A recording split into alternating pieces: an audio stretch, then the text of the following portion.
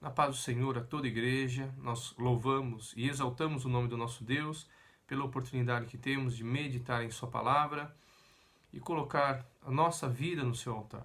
Nós vamos orar a Deus e eu peço que todos os irmãos assim se coloquem na presença do Senhor, que Ele fale conosco nesta manhã, sejamos edificados por Sua palavra, enriquecidos por Sua palavra e que o nome do Senhor, somente o nome do Senhor, seja exaltado e glorificado através da nossa vida. Vamos orar. Senhor, em nome de Jesus, nós te glorificamos e te exaltamos. Ajuda-nos agora, Pai, na meditação da Tua palavra. Dá-nos graça, dá-nos poder, dá-nos virtude e entendimento. Ajuda-nos, Senhor, porque sem Ti nós nada podemos fazer. Alcança os nossos irmãos em Cristo, as famílias, a Tua igreja, Senhor. Seja grandemente abençoada para a Tua glória, Pai. Fala conosco, precisamos ouvir a Tua voz. A tua voz, a Tua palavra nos traz alegria, nos traz esperança, enriquece a nossa vida, renova os nossos dias, Senhor. Nós nos colocamos diante de Ti. Dá-nos do Teu poder, dá-nos da Tua graça.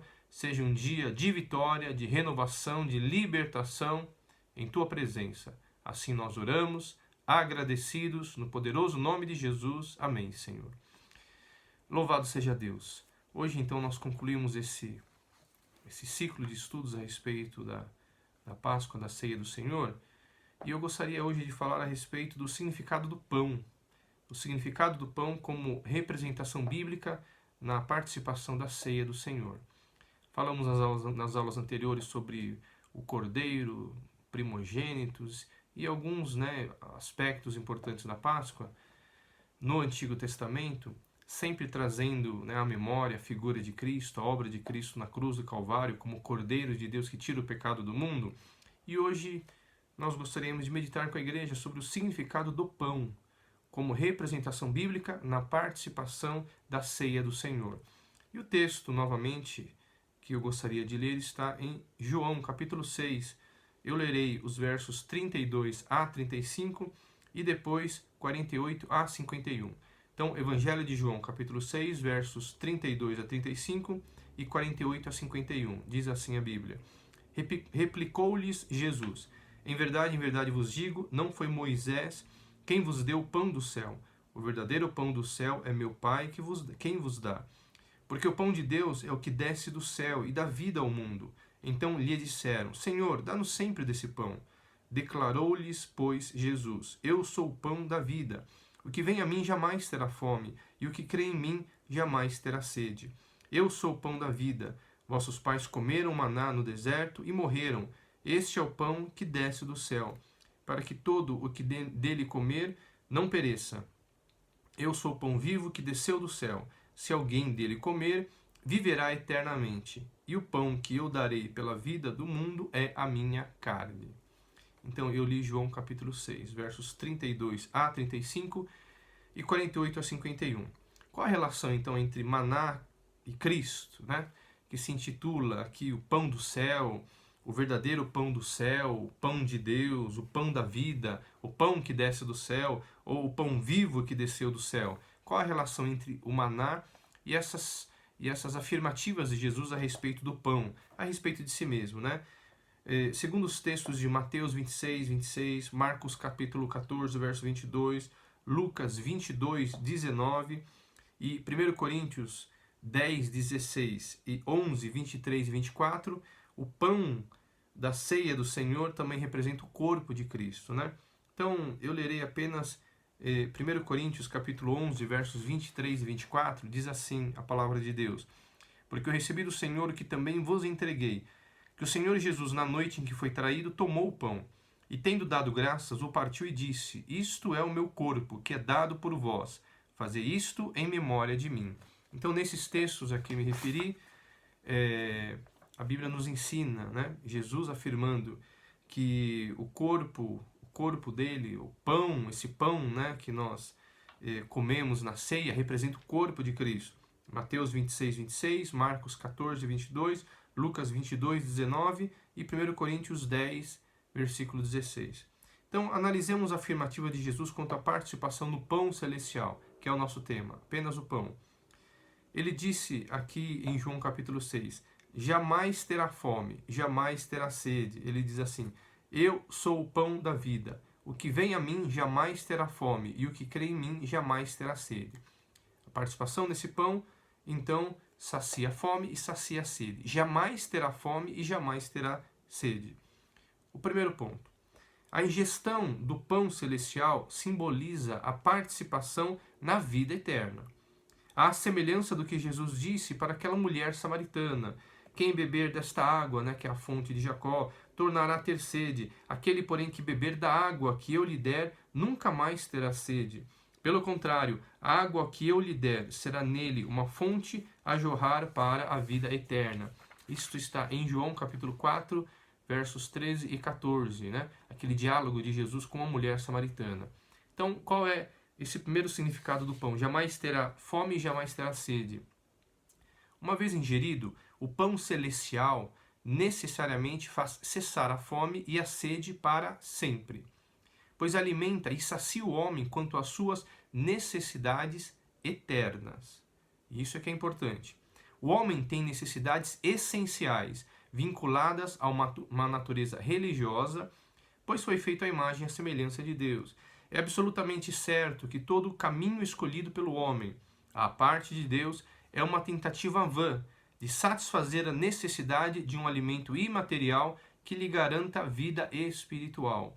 O homem, por natureza, é um ser irremediavelmente religioso, que precisa apoiar-se numa crença para dar sustentação à sua fé. Ainda que negue, o homem busca um pão que sacie para sempre sua fome e uma água que sacie para sempre sua sede. Então, o que nós temos aqui? Jesus está afirmando: esse pão que eu der, ele alimentará totalmente a sua vida. Você jamais terá fome e você jamais terá sede. Por quê? Porque é um pão que sacia o homem quanto às necessidades eternas. Se é um pão que satisfaz a fome e satisfaz a sede do homem, é porque o homem tem uma fome e uma sede eternas. O homem é um ser religioso, ainda que haja uma tentativa de negação a essa necessidade, ainda assim o homem necessita do Senhor. E como afirmamos aqui, é absolutamente certo que todo caminho escolhido pelo homem à parte de Deus é uma tentativa vã de satisfazer a necessidade de um alimento imaterial porque não é o pão que nós comemos diariamente, não é a água que nós bebemos diariamente, mas um alimento espiritual que lhe garanta esta vida, essa vida com Deus, esta vida, né, religiosa. Por isso que o homem é um ser religioso, né, um ser irremediavelmente religioso. E ele precisa se apoiar numa crença para dar sustentação à sua fé. Então, para nós é claro, se Jesus está oferecendo um pão que sacia totalmente a vida do homem, um alimento que sacia totalmente a vida do homem, ele jamais terá sede e jamais terá fome e jamais terá sede.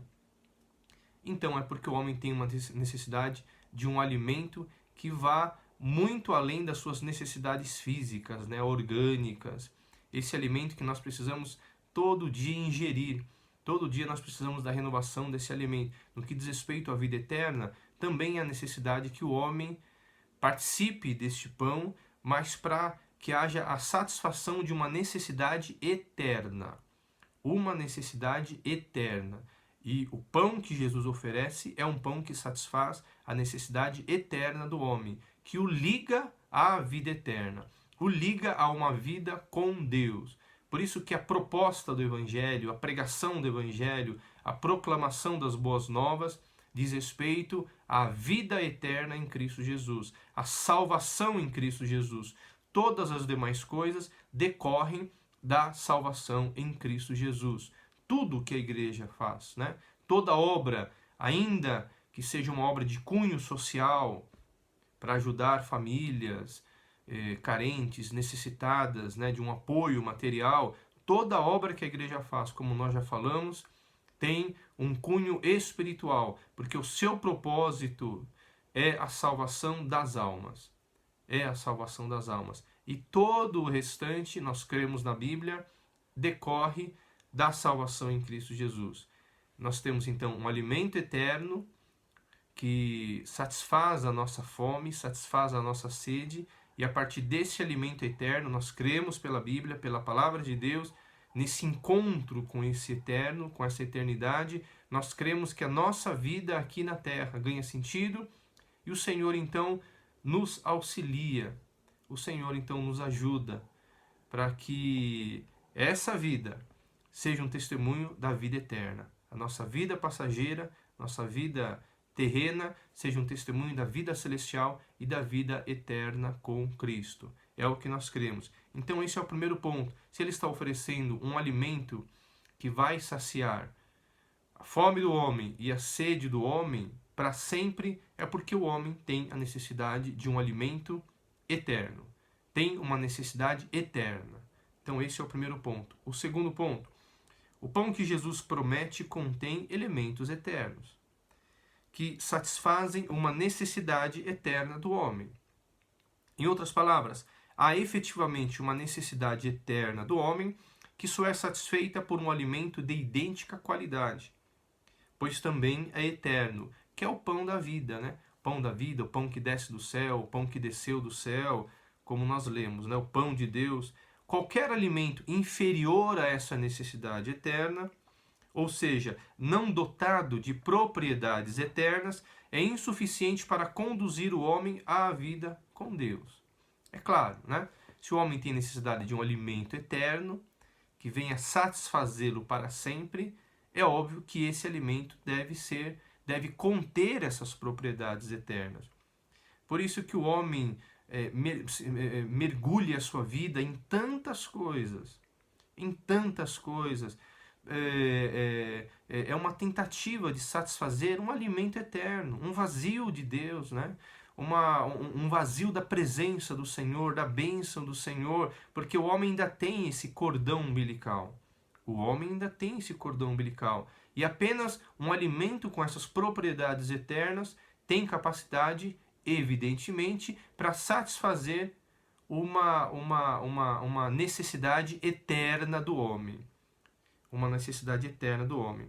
Então, qualquer alimento inferior a essa necessidade eterna, ou seja, não dotado de propriedades eternas, é insuficiente para conduzir o homem à vida com Deus.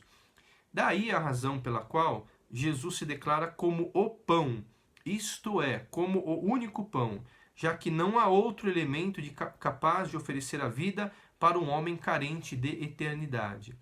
Não há outro caminho. Jesus é o caminho, a verdade e a vida. Ninguém vem ao Pai se não for por mim, senão por mim. Ele é o único pão. Esse único pão é o único alimento capaz de entregar ao homem esta bênção, de satisfazer o homem quanto às suas necessidades eternas, de um alimento eterno, de um alimento que venha saciá-lo para sempre. Jamais terá fome e jamais terá sede.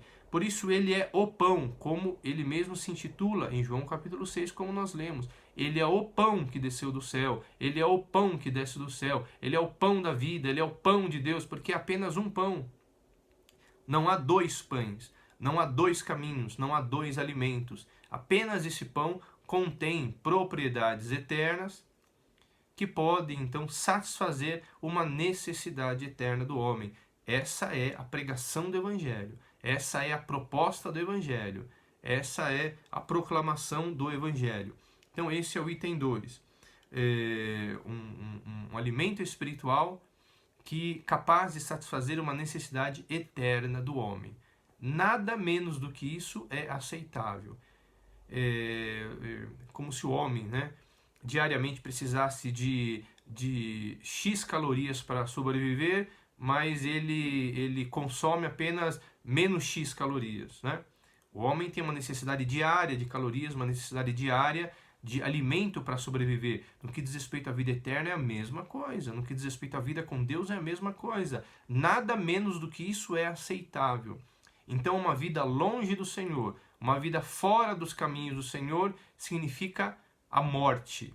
A morte pela ausência de um alimento com propriedades eternas. Significa a morte pela impossibilidade de, sem Deus, sem o Senhor, sem Cristo, consumir um alimento com propriedades eternas, capaz de satisfazer necessidades eternas do homem. Então é o que nós temos aqui em João capítulo 6, né, no tema de fundo, no pano de fundo do significado da Páscoa, da ceia do Senhor, já que é a celebração da vida eterna, a celebração da vida com Cristo Jesus. O homem, em sua natureza, é um ser faminto, é um homem que está carente, necessitado deste alimento espiritual. Por isso, então, ele come outras coisas, ele se alimenta de outras coisas para tentar satisfazer essa sua necessidade, a necessidade da sua alma. Mas apenas em Cristo Jesus nós temos esse pão. Então esse é o item 2. O terceiro item. Em outro significado, o pão oferecido por Jesus é capaz de renovar-se constantemente na vida do homem para garantir a satisfação de uma necessidade eterna, proporcionando que nunca mais tenha fome ou sede. Então eu repito, em outro significado, o pão oferecido por Jesus é capaz, pela sua própria vida, né? É capaz de renovar-se constantemente. É um grande milagre, né? Como nós veremos, na vida do homem, para proporcionar a satisfação de uma necessidade eterna, garantindo que nunca mais tenha fome ou sede.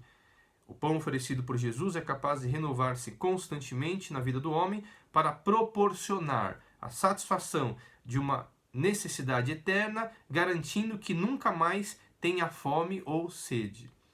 É apenas um único pão, que repartido entre os homens, garante sua multiplicação proporcionalmente à carência dos participantes com sobejo. Esse é o grande milagre. A salvação em Cristo Jesus. A salvação que, para mim, é suficiente, para você é suficiente, para todas, né, as vidas que o aceitaram, foram escolhidas pelo Senhor, foram salvas pelo Senhor, no nosso tempo, no tempo anterior, em todos os tempos, no passado, no presente e no futuro.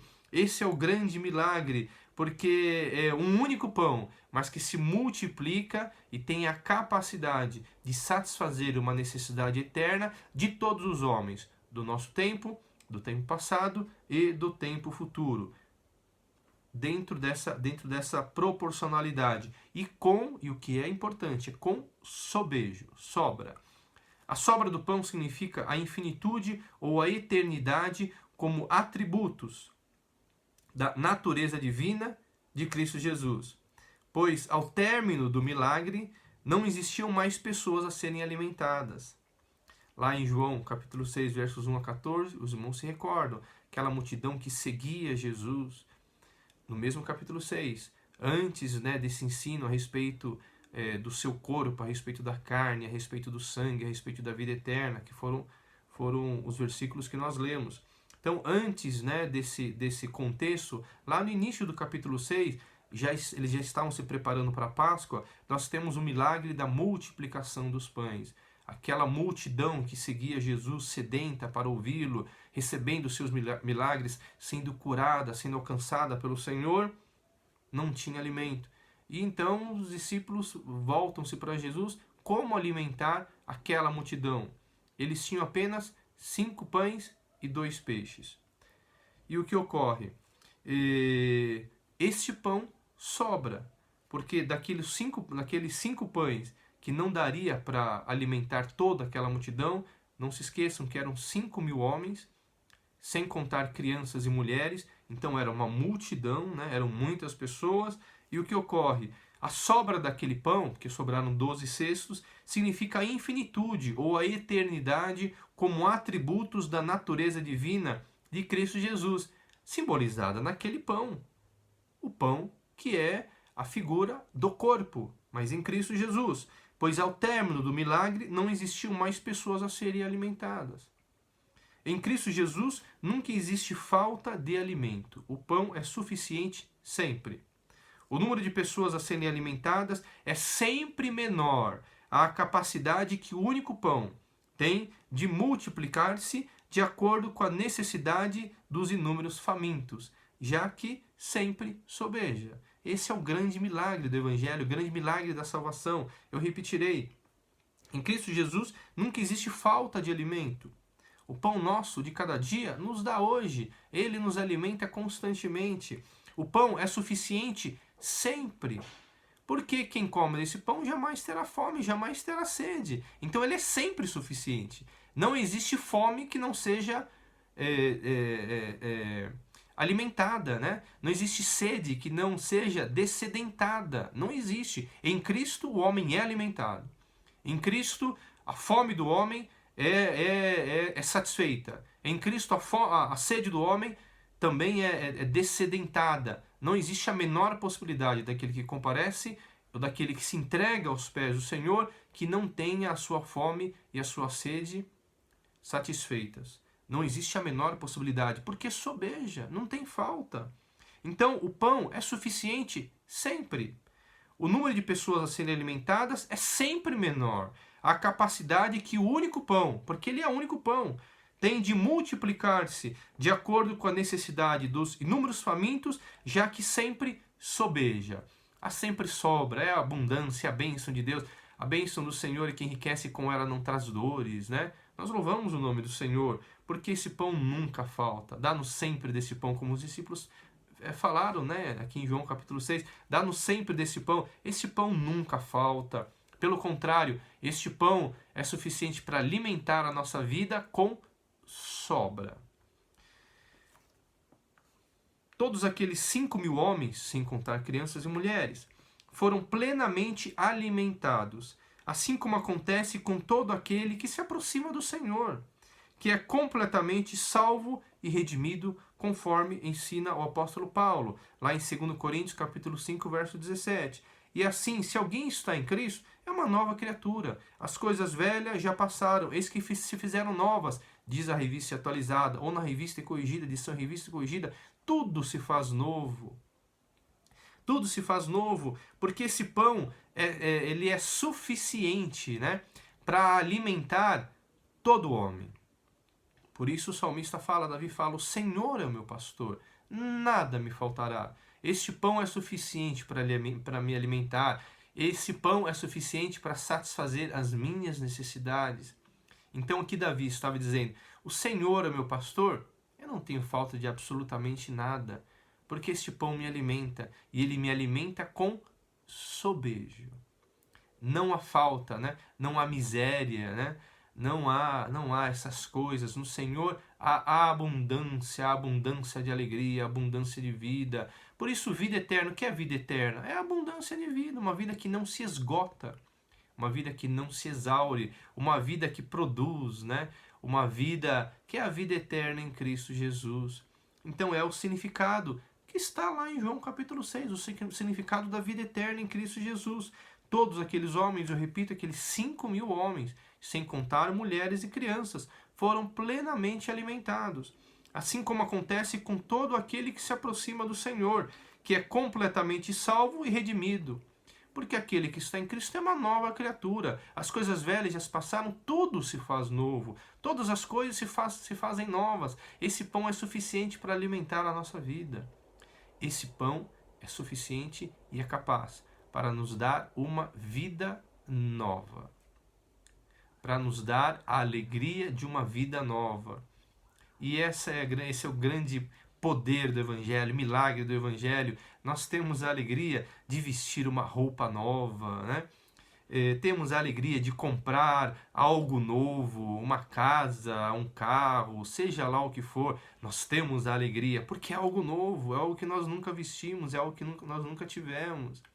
É algo que tem enriquecido a nossa vida. O que dirá na vida com o Senhor? O que dirá o Evangelho em Cristo, a vida eterna? É algo novo, tudo se faz novo, porque esse pão é suficiente para alimentar a nossa vida com sobejo. O Senhor é meu pastor, nada me faltará. A semelhança dos pães que se multiplicaram, não obstante inicialmente aparentassem insuficientes, né? Eram 5 pães e 2 peixes.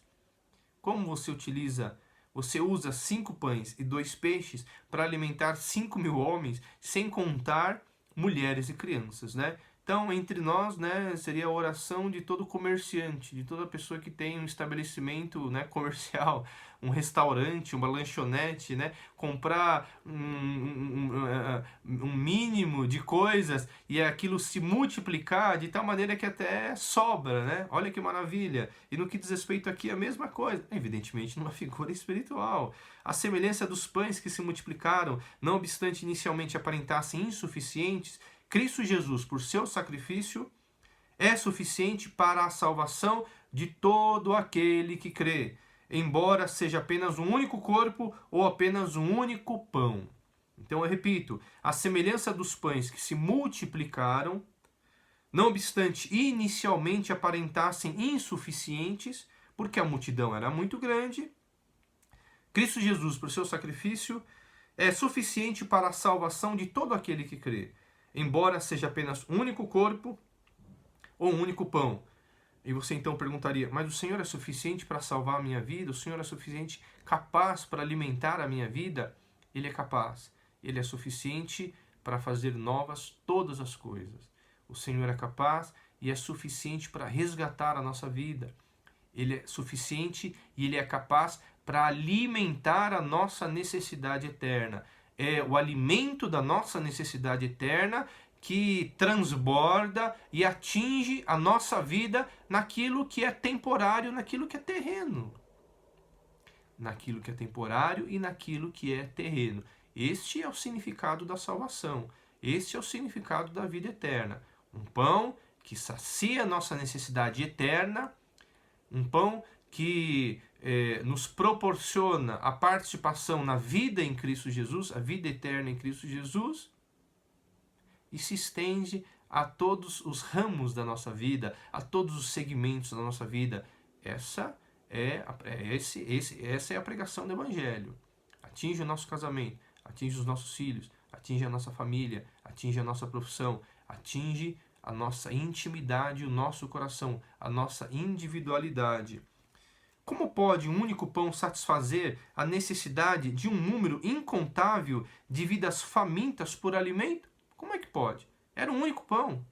Como pode um único pão? Na figura de Cristo, obviamente. Na figura de Cristo, esse único pão satisfazer milhares de pessoas, né? Milhares de pessoas. Como pode?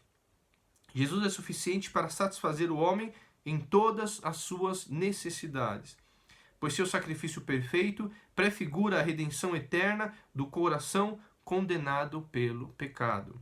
É por essa razão que as bênçãos divinas nunca, jamais devem ser descontextualizadas da obra da salvação em Cristo Jesus. Tão somente a salvação eterna garante uma fome e uma sede que nunca mais o homem sentirá. Assim, a participação no pão ou no corpo simboliza a participação na vida eterna. Então eu repetirei a leitura. Como pode um único pão satisfazer a necessidade de um número incontável de vidas famintas por alimento? Como pode? Jesus é suficiente para satisfazer o homem em todas as suas necessidades. Porque o Senhor é meu pastor, nada me faltará. Pois seu sacrifício perfeito prefigura a redenção eterna do coração condenado pelo pecado. Esse é o significado da participação desse pão.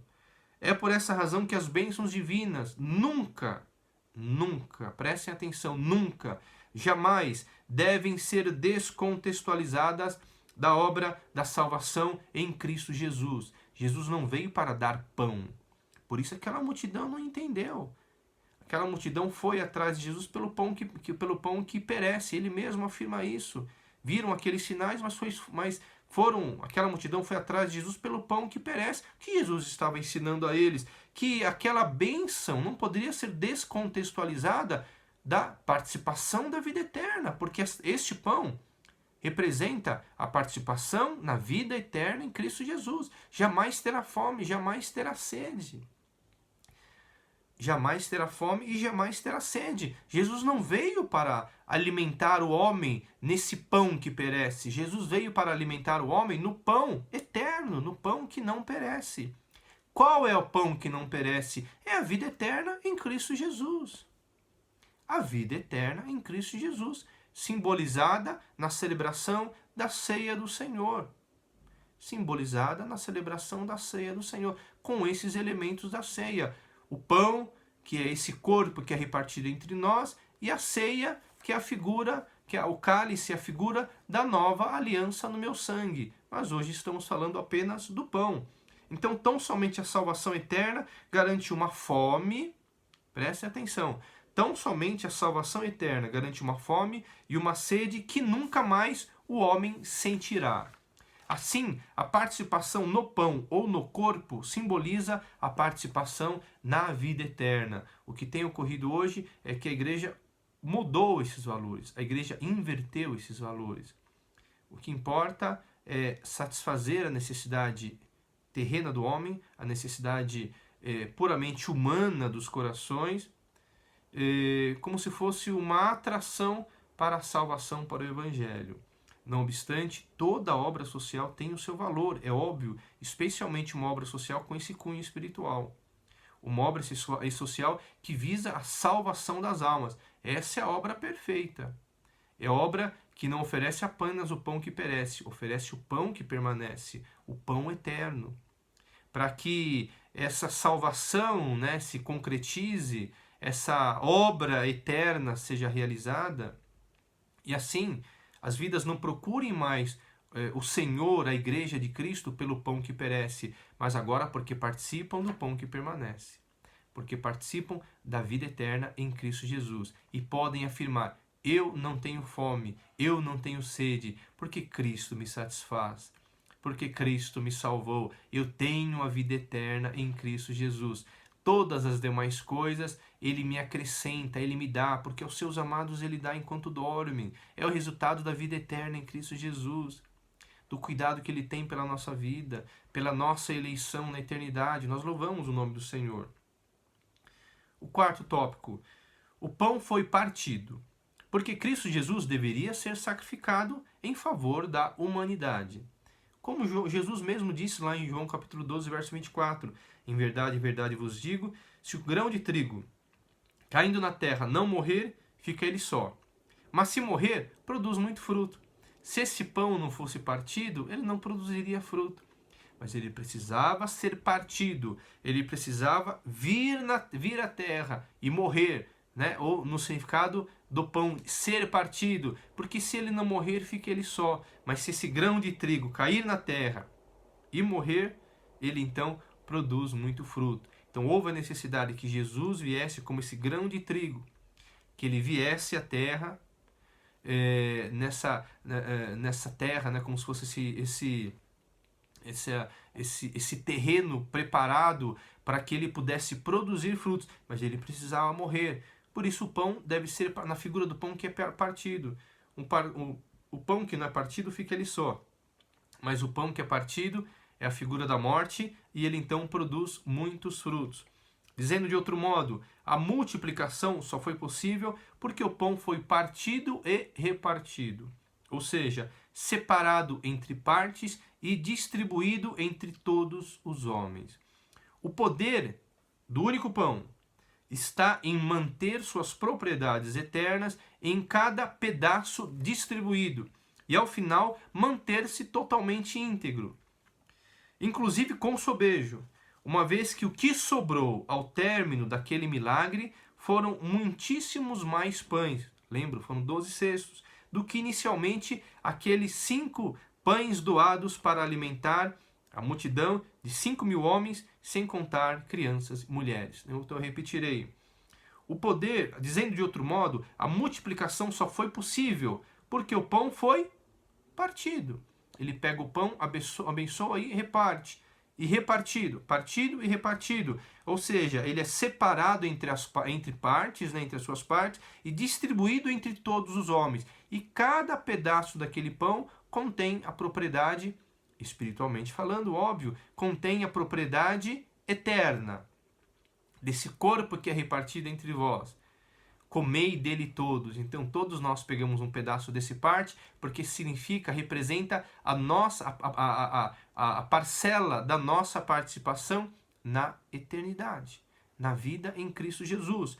no poder do único pão. Então o poder do único pão está em manter suas propriedades eternas em cada pedaço distribuído entre os homens e ao final manter-se totalmente íntegro, inclusive com o sobejo, uma vez que o que sobrou ao término daquele milagre foram muitíssimos mais pães do que inicialmente aqueles 5 pães doados para alimentar a multidão de 5.000 homens, sem contar crianças e mulheres.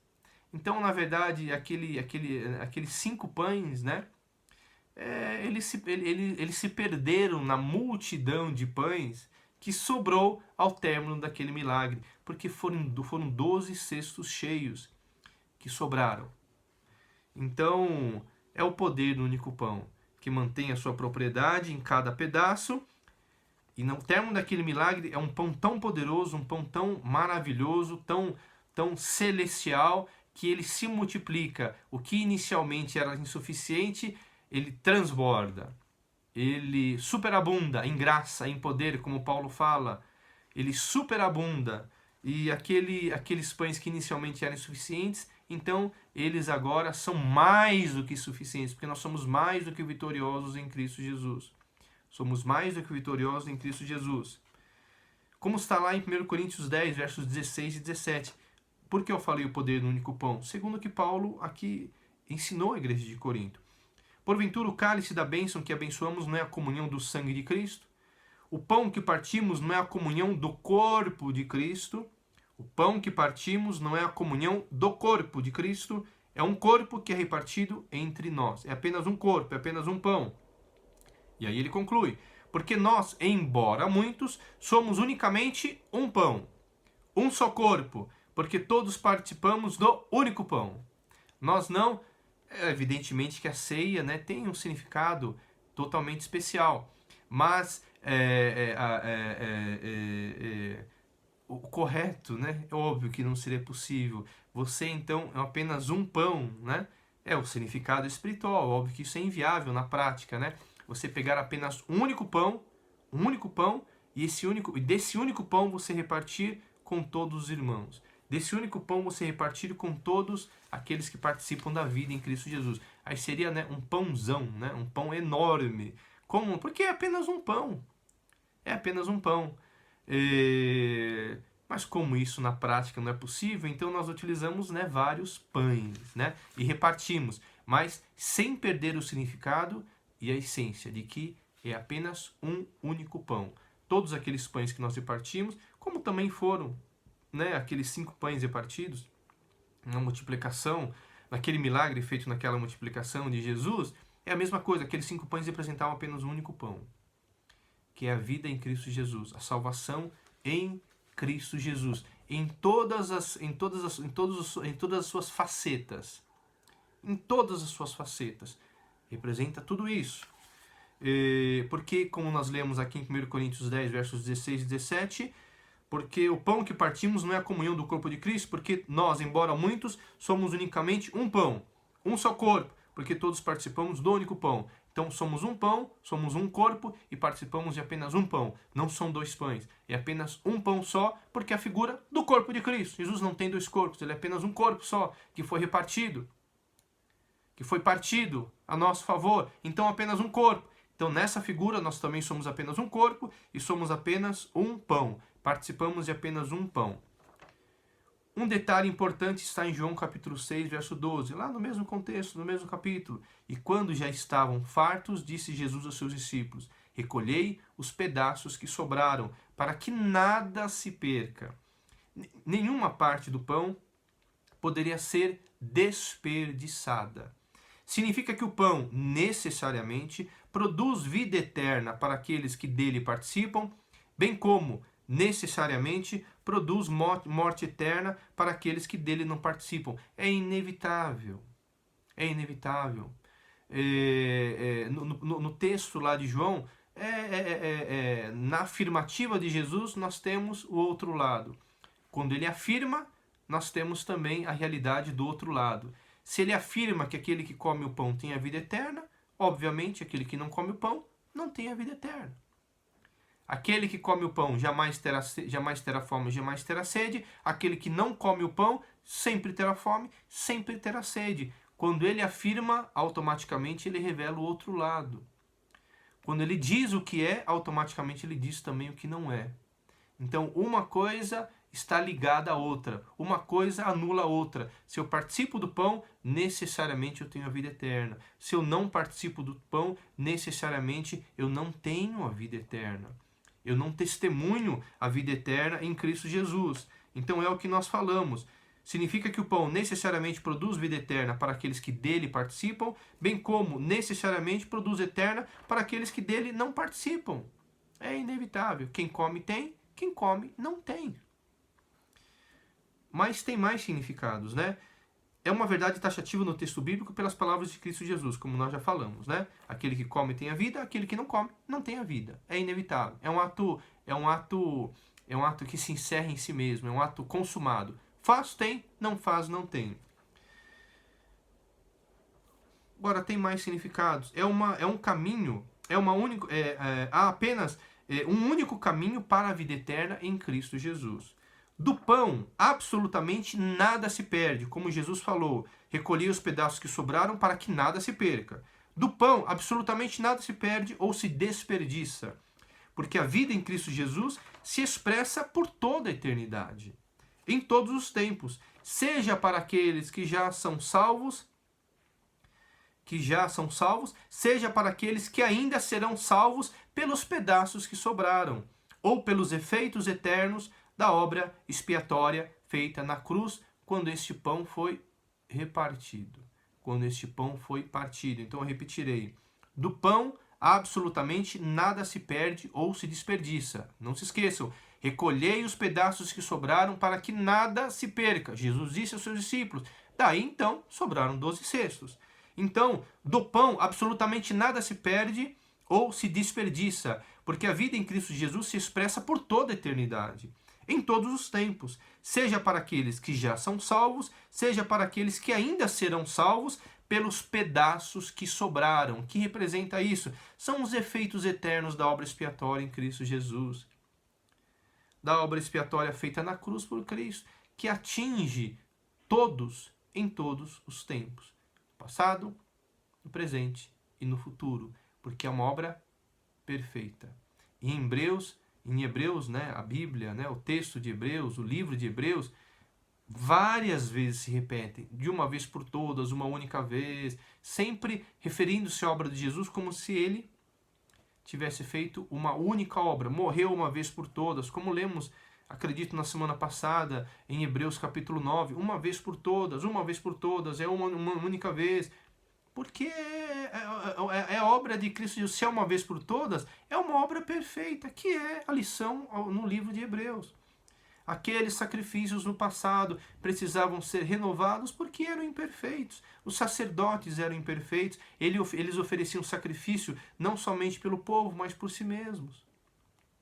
Levando num santuário terreno, imperfeito, o sangue alheio, Jesus entra nesse santuário celestial com seu próprio sangue, não com sangue alheio, sem pecado, para oferecer-se uma vez por todas em favor de todos os homens. Se há uma obra perfeita, é uma obra que não precisa ser feita novamente. Se há uma obra perfeita, uma obra perfeita não precisa ser aperfeiçoada. É óbvio, ela é perfeita. Quando o livro de Hebreus fala que ele fez uma vez por todas, ele está exaltando a obra perfeita de Jesus. Ele fez uma vez só. É aquilo que você disse para o teu filho. Filho, faz uma vez só e acabou. Pra você não precisar repetir. Jesus fez uma vez só. Ele não fez duas vezes. Foi apenas uma vez. É um único sacrifício. E para que esse sacrifício seja perfeito, fosse perfeito, ele não poderia produzir efeitos apenas no momento em que ele foi realizado, mas ele produziu efeitos em todos os tempos, porque é um sacrifício perfeito. É um sacrifício que atinge a eternidade, com efeitos na eternidade, porque esses pedaços são esses pedaços que sobram. É essa abundância em Cristo Jesus que atinge a todos aqueles que querem aceitá-lo, que querem uma nova vida. Eu repito, é a proclamação do Evangelho, é a verdade do Evangelho. Nós exaltamos e louvamos o nome do Senhor. Então, Repito e concluo, do pão absolutamente nada se perde ou se desperdiça, porque a vida em Cristo Jesus se expressa por toda a eternidade. Em todos os tempos, seja para aqueles que já são salvos, seja para aqueles que ainda serão salvos pelos pedaços que sobraram ou pelos efeitos eternos da obra expiatória feita na cruz. Então, a obra de Cristo feita na cruz do Calvário é uma obra perfeita. É uma obra que expressa, que testemunha a salvação eterna em todos os tempos. É apenas uma única obra, é apenas um único pão. Não são dois pães, é apenas um único pão. Concluindo, a participação na ceia do Senhor, portanto, através do pão, não traz em si um significado,